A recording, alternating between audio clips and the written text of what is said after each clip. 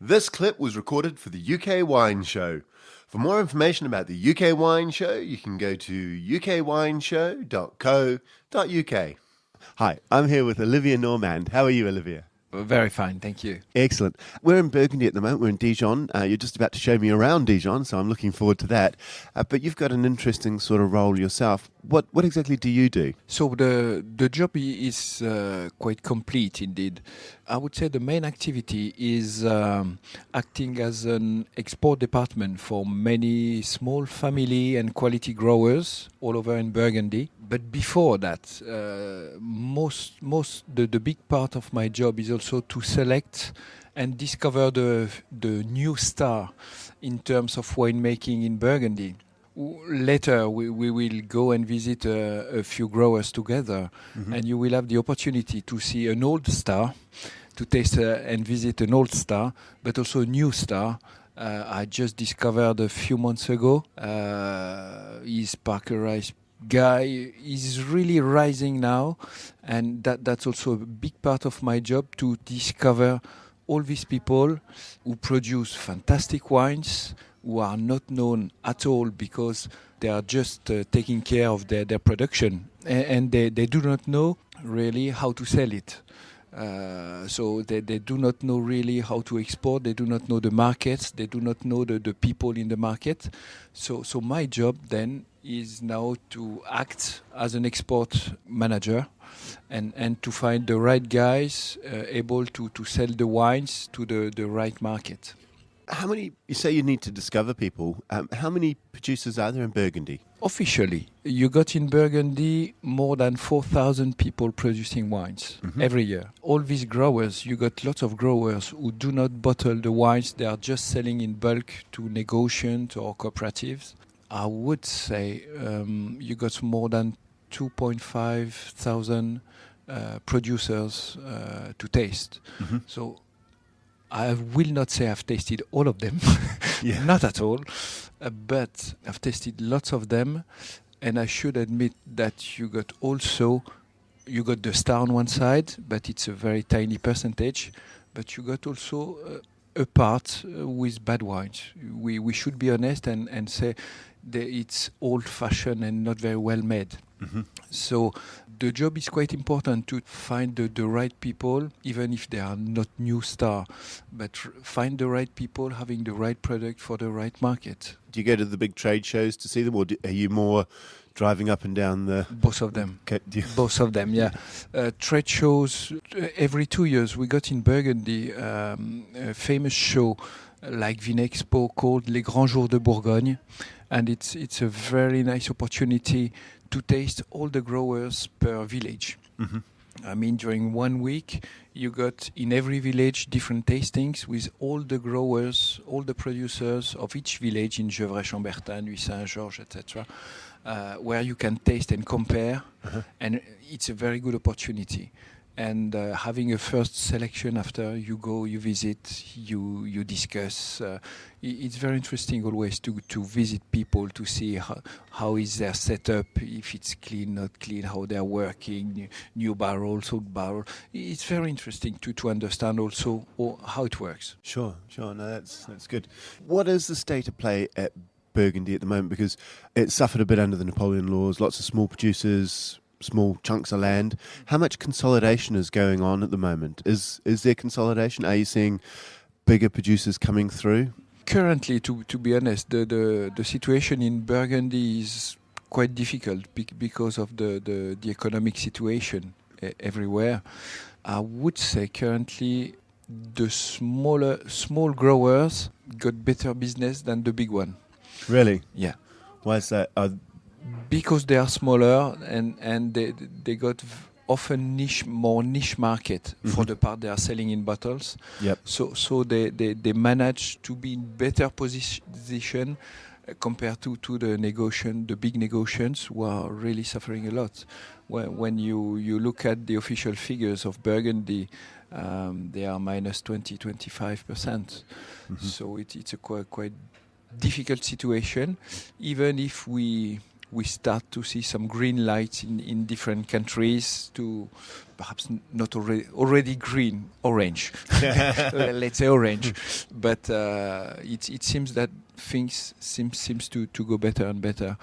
I think there is also a general trend arising in France, but also probably in other countries, where people are looking for something smaller, something more genuine, rather than the big name, the big brands, where you are paying for the label, for the name, and sometimes not for the quality inside the bottle. Okay. And more people are educated, and more they are looking for something different. What's Burgundy's big markets? What countries buy Burgundy? UK is number one. Okay. UK is number one, US, Japan, 2 and 3. Mm-hmm. And after the rest of Europe, China is rising a little bit. Russia was a big market, but is very down currently. Mm-hmm. So yeah, UK is number one, especially for Chablis, but also for the rest of Burgundy. Sure. Burgundy is I find it quite complicated. There are some big blocks, but within those big blocks there's lots of nuance. Do you find that people understand Burgundy very well? Because you talk to people, and a lot of people know Bordeaux, and they know the different communes and the different areas in Bordeaux. Burgundy, to me, seems to be even more complicated than Bordeaux. But is that just me, or am I?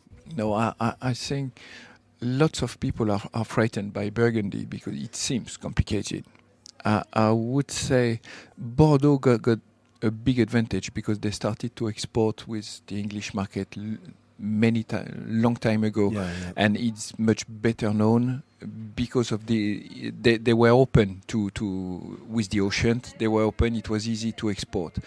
Burgundy is in the center of France. Was not exporting at all for decades and centuries, so it's not very well known abroad. And you got many names, different names. Just as a comparison, the average size in Burgundy for a producer is about 4.5 hectares. If you compare to Bordeaux, the average is 60 hectares. Yep. So it's 15 times bigger. Mm-hmm. But in Burgundy, to remain simple, first, it's quite easy in terms of grape.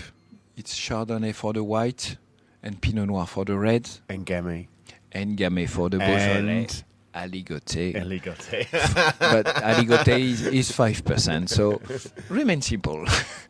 As a simplification, let's say Chardonnay, Pinot Noir to make it easy. And in terms of appellation, to read a label is not always easy, but keep in mind that you got 4 different types of wines. And these 4 types of wines are represented in general like a pyramid, Egyptian pyramid. Mm-hmm. So the base of the pyramid is what we call the generic appellation. So it's a big volume and first step in terms of quality on the quality scale. And how to recognize the Bourgogne générique? Very often on the label you can see Bourgogne Chardonnay, Bourgogne Pinot Noir, Bourgogne Haute Côte, Bourgogne Aligoté, etc. You always got Bourgogne plus something. The second step of the pyramid, you got 4 steps. The second step of the pyramid is what we call the village appellation. Mm-hmm. And on the label, village appellation got the same name than the village where it is produced. For example, Gevrey-Chambertin, Nuit Saint-Georges, Meursault, Pommard, Beaune, all these wines are village appellation. The third step is what we call the premier cru. Premier cru very often are located mid of hill in Burgundy because it's drier conditions, it's better extraction in terms of vineyards, and the wines we are increasing the quality more and more. And to recognize a premier cru, you always got the name of the village plus premier cru written after the name plus another name. Yeah, it's usually one with an ER on it, isn't it? Yes, one ER, that's right. So, for example, Nuit Saint-Georges, premier cru, Les Damodes, Gevrey-Chambertin, premier cru, Les Cherbaudes, etc. And the top of the pyramid, very tiny of the production, but the best of the best, the cream of the cream. You got the Grand Cru, and the Grand Cru are very tiny plots, like the Clos Vougeot, like Corton Charlemagne, like Montrachet Grand Cru, etc. So if you keep this pyramid in mind, you manage to demystify Burgundy, and finally it's not so complicated. It's very rich in terms of appellation, because we got more than 160 different appellations, but this richness of appellations is coming from the different microclimates we can have in Burgundy, is coming from the soil, because the soil is very complicated and can change from one meter to another meter. The change can be different. And all these different climate, small plots are creating different appellation. Yep. So you got lots of names, but finally you always attach a name to a generic village, Premier Cru or Grand Cru. Mm-hmm. And just keep that in mind. It will ease to understand and appreciate Burgundy. Sure, but some producers are much better than other producers, as you were saying earlier. You look for the rising stars. Yeah. So obviously, a Premier Cru is not a consistent thing. There is quite a big variability within that. Exactly. You really have to taste. And that's also another point, different compared to Bordeaux. Different and not different, because in Bordeaux, often with the top-end Bordeaux, you rely on the producer, Chateau Margaux, Petrus, or whatever. In Burgundy, it should be the same also, because under a label of Gevrey-Chambertin or label of Meursault, you got more than 100 producers producing the same label, Gevrey-Chambertin. Yeah. And you got all style of Gevrey-Chambertin, because coming from the style of grape they are producing, coming from the vinification, coming from the élevage, you got so many different parameters, and the place of the plot. So many different parameters producing so many different wines with the same name. That is the big problem we could have, because if someone has tasted Gevrey-Chambertin, which was so, he said Gevrey-Chambertin is bad. No, yep. Sorry. This producer produced a so-so Gevrey-Chambertin. Yes, you are right. And that's also why my job is important, to taste in the Grand Jour de Bourgogne many Gevrey-Chambertin to find the right one among the multitude of different wines. Sure. Okay, I think we'll wrap it up there, Olivier. Thank you very much. Thank you very much.